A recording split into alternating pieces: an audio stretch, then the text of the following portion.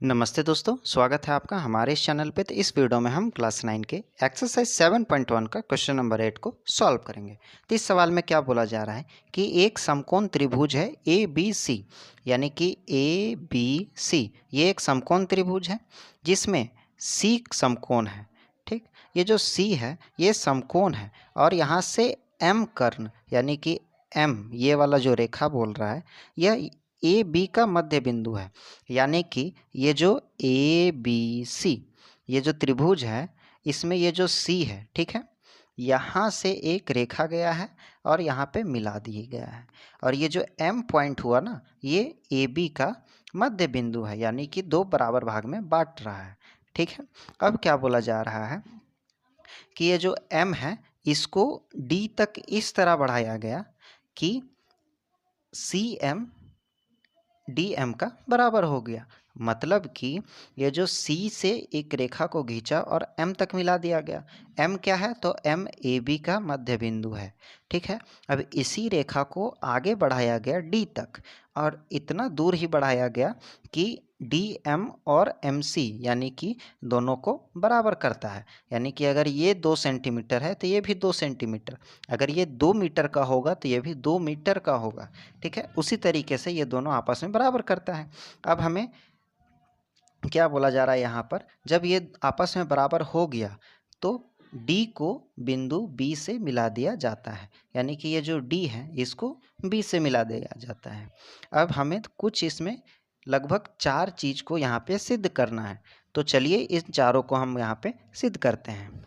तो हल, सबसे पहला क्या सिद्ध करना है हमें कि त्रिभुज ए एम सी सर्वांगसम है त्रिभुज बी एम डी से। यानी कि बोल रहा है ए एम सी ये वाला त्रिभुज बराबर है इस वाले त्रिभुज से। ठीक है, यहाँ पे थोड़ा थोड़ा हम लाइन कर दे रहे हैं ताकि आपको समझ में आएगा। ठीक, तो सर्वांगसम सिद्ध करते हैं इस त्रिभुज को और इस त्रिभुज के साथ में। तो यहाँ पे दिया गया जो चीज़ है उसको यहाँ पे लिख लेते हैं। तो जो जो चीज़ हमें यहाँ पे दिया गया है कि त्रिभुज ए बी सी एक समकोण त्रिभुज है जिसका कोण सी समकोण है, कर्ण ए बी का मध्य बिंदु एम है तथा डी एम बराबर है सी एम से। ये सब चीज़ हमें दिया गया है और सिद्ध क्या करना है कि त्रिभुज ए एम सी सर्वांगसम है त्रिभुज बी एम डी से। दूसरा क्या, तो कोण डी बी सी एक समकोण है, ये हमें सिद्ध करना है। तीसरा क्या सिद्ध करना है कि त्रिभुज डी बी सी सर्वांगसम है त्रिभुज ए सी बी से। और चौथा क्या कि ये जो सी एम है बराबर है 1/2 ए बी से। ठीक, तो चलिए हम लोग पहले इसको सिद्ध करते हैं। ठीक है, तो यहाँ पे लिखते हैं उपपत्ति।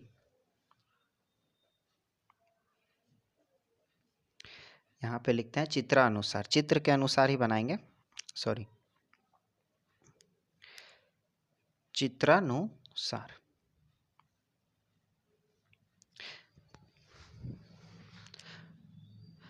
तो यहाँ पे अभी हम ये दोनों त्रिभुज को लेंगे। तो यहाँ पे लिखते हैं त्रिभुज ए एम सी और त्रिभुज बी एम डी में, ये दोनों त्रिभुज को लिए ए एम सी और बी एम डी। ये वीडियो थोड़ा सा लंबा होगा, ठीक है, क्योंकि 4 चीज़ को हमें यहाँ पे सिद्ध करना है और अच्छे से नहीं समझेंगे तो समझ में नहीं आएगा। दोनों में समानता हम लोग को देखना है। तो ये जो ए एम है और एम बी ये दोनों आपस में बराबर है। क्यों बराबर है? क्योंकि ये जो ए बी है इसका मध्य बिंदु एम है, तो दोनों बराबर हुआ। यहाँ पे हम लोग इसको लिख सकते हैं कि ए एम बराबर हुआ एम बी से। क्यों बराबर हुआ इसका कारण लिखते हैं, चूँकि कर्ण ए बी, ये जो कर्ण ए बी है इसका मध्य बिंदु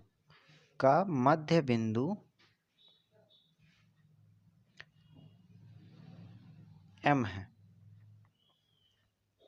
ठीक है, एग्जाम में आपको ऐसा ही रीजन दे के लिखना पड़ेगा। तो ये चीज़ हमें हो गया। अब दूसरा समानता क्या मिलेगा हमें कि ये जो सी एम है, सी एम और एम डी ये भी आपस में बराबर है। क्यों? क्योंकि यहाँ सी से एम तक मिलाया, ये मध्य बिंदु है और इसी को आगे इस तरह बढ़ाया गया है ताकि ये दोनों आपस में बराबर हो। ये चीज़ हमें दिया गया है, तो यहाँ पे लिखते हैं हम कि CM बराबर है MD से, और ये चीज़ हमें दिया गया है, यहाँ पे बगल में लिख देते हैं दिया है। ठीक है, ये हो गया। अब तीसरा कारण हमें ढूंढना पड़ेगा। तो तीसरा कारण क्या हम लोग यहाँ पे देख सकते हैं कि ये जो कोण AMC है, AMC यानी कि ये कोण और ये कोण दोनों आपस में बराबर हुआ।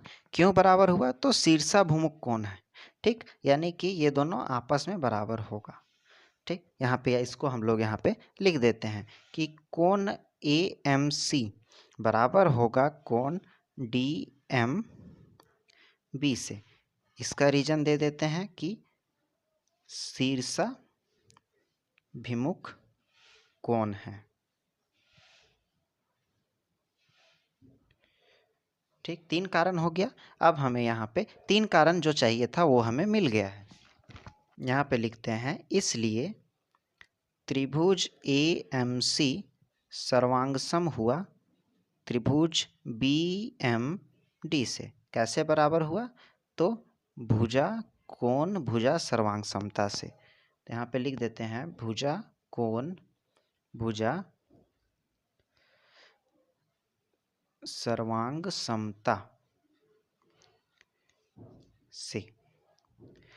पहला हमको जो सिद्ध करना था वो चीज़ सिद्ध हो गया। अब यहाँ पे AC बराबर हो गया DB से। ये हम लोग यहाँ पे लिख देते हैं। कैसे बराबर हुआ? तो संयुक्त त्रिभुज के संगत अवरक से। ठीक है, अब हम इसको बराबर क्यों माने ये हमें आगे पता चलेगा। ठीक है, अब हमें दूसरा चीज़ जो था उस चीज़ को हम यहाँ पे सिद्ध करते हैं। तो दूसरा क्या है कि दूसरा है हमें कोण DBC एक समकोण है, यानी कि ये वाला जो कोण है ये एक समकोण है, ये हमें सिद्ध करना है। समकोण मतलब 90 डिग्री का। तो चलिए इस चीज़ को भी हम यहाँ पे सिद्ध करते हैं। ठीक है, तो यहाँ पे लिखते हैं दूसरा वाला को पुनः चित्र से।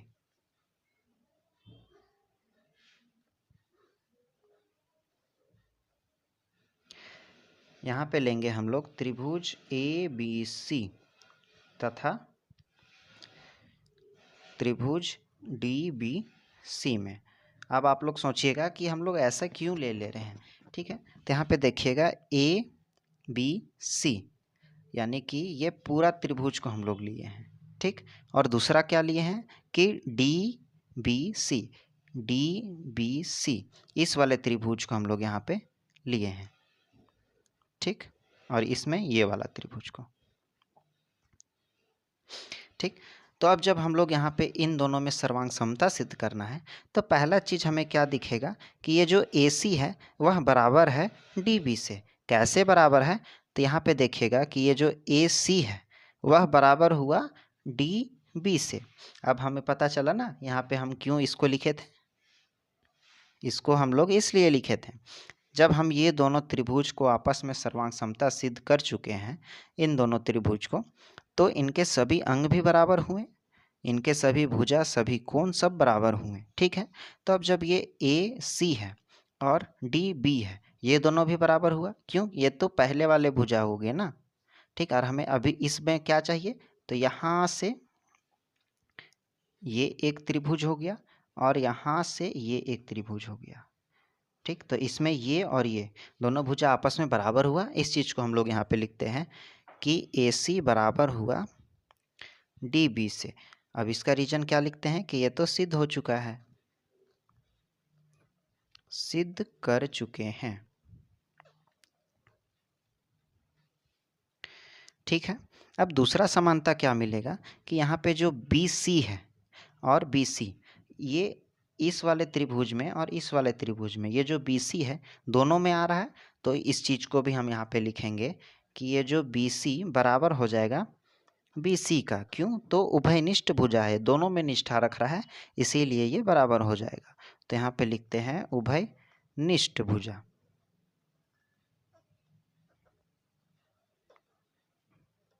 है।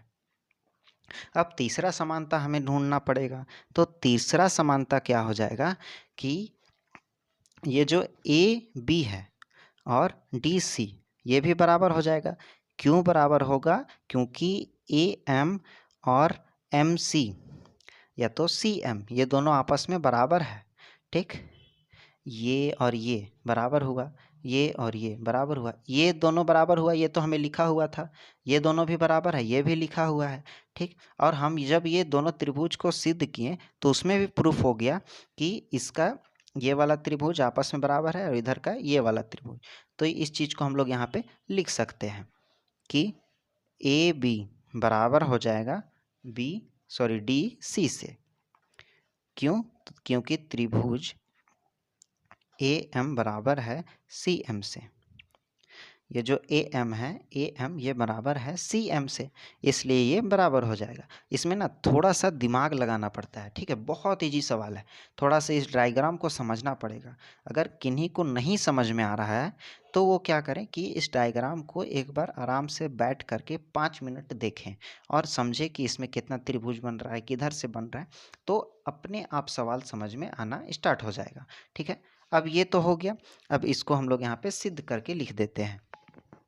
तो यहाँ पे लिख देते हैं त्रिभुज ए बी सी सर्वांगसम हुआ त्रिभुज डी बी सी से। कैसे सर्वांगसम हुआ? तो भुजा भुजा भुजा से, सभी भुजा उसमें बराबर हम लोग सिद्ध कर दिए थे। ठीक है, भुजा भुजा भुजा सर्वांग समता से।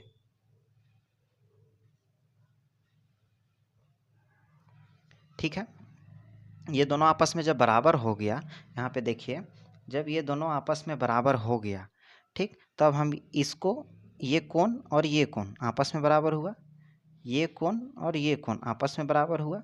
ठीक है, तो यहाँ पे अब हम सब कुछ कर लिए हैं कि ये जो बी है ये आपस में बराबर हुआ और ये समकोण भी है। इस चीज़ को भी हम लोग यहाँ पे लिख लेते हैं।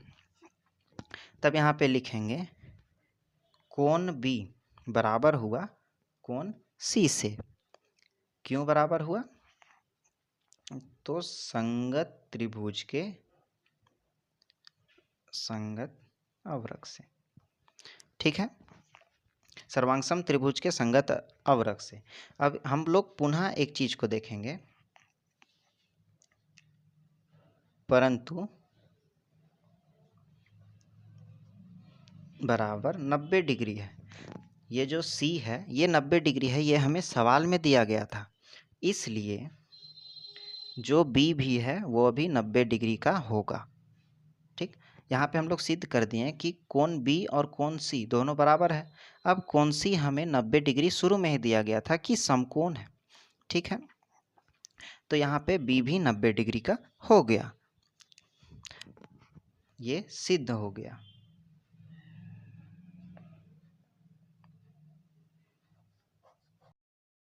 दो चीज़ को हम लोग यहाँ में से सिद्ध कर चुके हैं।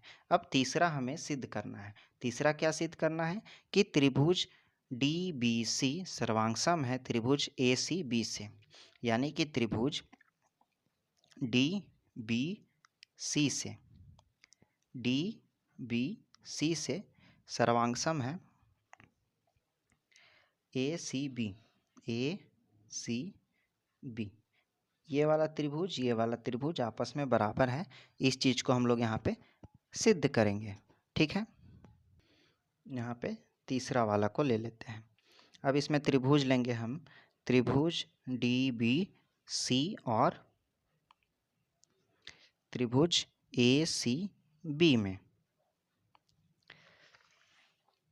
त्रिभुज डी बी सी, जो चीज़ सिद्ध करने बोल रहा है उसी को ले लिया जाता है इसमें। ठीक है, डी बी सी और क्या लेना है, ए सी बी को। ठीक, अब यहाँ पे हमें इसमें सिद्ध करना है। तो सबसे पहला क्या देखेंगे कि ये जो डी बी है, डी बी और ए सी दोनों बराबर है, ये सिद्ध कर चुके हैं। ठीक, इसको यहाँ पे लिख देते हैं कि डी बी बराबर है ए सी से, बगल में लिखते हैं, ये सिद्ध कर चुके हैं।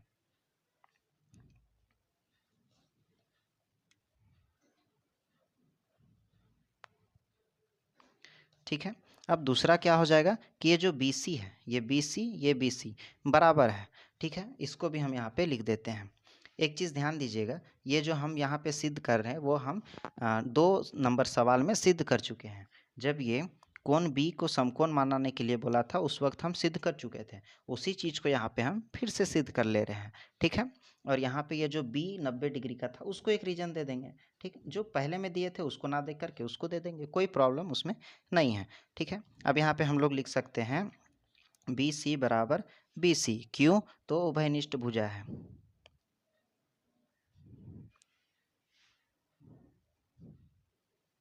उभयनिष्ठ भुजा है, ठीक। अब तीसरा क्या, ये जो कोण बी बराबर है कोण सी, कोण बी जब हमें 90 डिग्री का हम लोग सिद्ध करने के लिए बोला था तो हम लोग कोण बी और सी को सिद्ध कर चुके थे यहाँ पे, ठीक। तो उसी चीज़ को हम लोग यहाँ पे लिख सकते हैं कि प्रत्येक 90 डिग्री का है, या तो हम लिख सकते हैं कि सिद्ध कर चुके हैं, 90 डिग्री का है, हम यही लिख देते हैं, ठीक है। थोड़ा सा दिमाग लगा के बस समझना है, बस थोड़ा सा। अब यहाँ पे हम लोग लिख सकते हैं, इसलिए त्रिभुज डी बी सी सर्वांग सम है त्रिभुज ए सी बी से। कैसे सर्वांग सम हुआ? तो भुजा भुजा कोण से।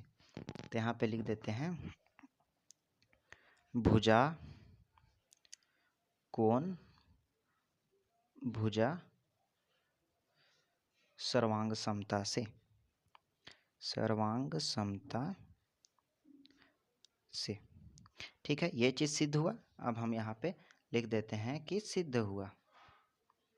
ये हालांकि हम लोग सवाल नंबर 2 में ही सिद्ध कर चुके थे, पर यहाँ भी सिद्ध करके दिखा दिए हैं, ठीक है। आप लोग भी सिद्ध कर लीजिएगा एग्जामिनर, ताकि आपको अच्छा से नंबर दे, ठीक। अब चौथा हमें सिद्ध करना है, ये तीसरा सवाल को भी सिद्ध कर चुके हैं, ठीक। अब चौथा क्या सिद्ध करना है कि ये जो सी एम है, यहाँ पे चित्र में थोड़ा सा समझेंगे कि ये जो सी एम है, सी एम ये आधा है 1/2 ए बी का, यानी कि ए बी जो है यहाँ से पूरा यहाँ तक इसका आधा है, ठीक। तो इस चीज़ को हमें यहाँ पे सिद्ध करना है। ये सिद्ध क्या करना है, ये तो सिद्ध हो ही चुका है।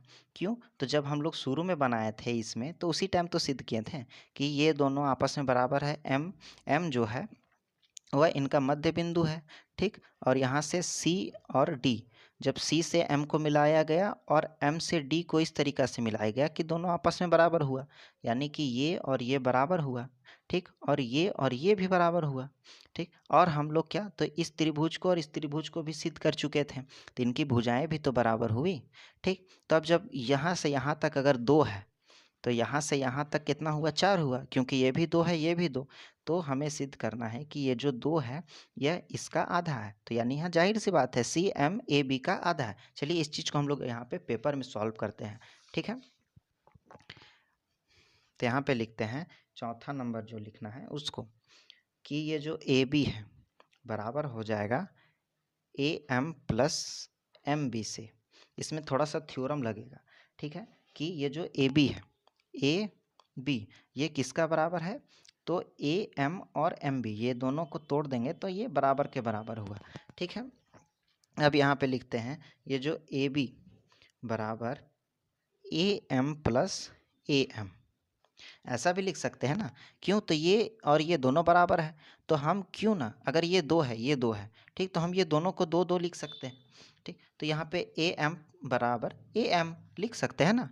क्यों हम एम बी लिखें, एम बी भी लिख सकते हैं, लेकिन ए एम लिखेंगे तो हमें आगे में जा कर के वह सिद्ध हो जाएगा, ठीक है। इसमें कोई हम लोग गलत नहीं कर रहे हैं, क्योंकि अगर इसका वैल्यू सेम है इसका भी वैल्यू सेम ही है, क्योंकि हम यहाँ पे सिद्ध कर चुके हैं, ठीक। यहाँ पे बगल में लिखते हैं चूँकि ए एम बराबर है एम बी से, दोनों बराबर हैं तो हम उस चीज़ को भी यहाँ पे लिख सकते हैं। आप लोग भी एग्ज़ाम में इसको रीजन के साथ में बना लीजिएगा, ठीक है। अब यहाँ पे ए बी बराबर कितना हो गया, 2 A M, 2 go A M है तो 2 ए एम हो गया, और ए बी बराबर कितना हो गया, 2 ए एम, ठीक है। अब ए बी बराबर 2 सी एम हम ऐसा लिख सकते हैं। क्यों लिख सकते हैं, तो इसका हम लोग यहाँ पे रीजन देंगे, चूँकि ए एम बराबर है सी एम से, यानी कि ये जो ए एम बराबर है वह सी एम से बराबर है। ठीक, ये हम सिद्ध भी कर चुके हैं सवाल नंबर पहला में। ठीक, तो ये जो ए एम हुआ ये बराबर हुआ सी एम से, तो हम लोग इसको सी एम भी लिख सकते हैं। 2 ए एम लिखें या 2 सी एम लिखें। ठीक है, अब यहाँ पे हम लोग का सवाल है सो बन गया। कैसे बना वो देखते हैं कि ये जो ए बी है और ये जो 2 है ये इसके डिविजल बाय में चला जाएगा। 2 is equal to C M. हम लोग अब इसको लिख सकते हैं 1/2 ए बी बराबर सी एम। हमें सिद्ध क्या करना बोल रहा था? 1/2 ए बी बराबर सी एम। ये हम यहाँ पर सिद्ध हो गया, सिद्ध हुआ। इसको हम लोग यहाँ पे एक बार घुमा देते हैं, आप लोग नोट डाउन कर लीजिएगा। ठीक है, ये पहला सवाल हो गया यहाँ से।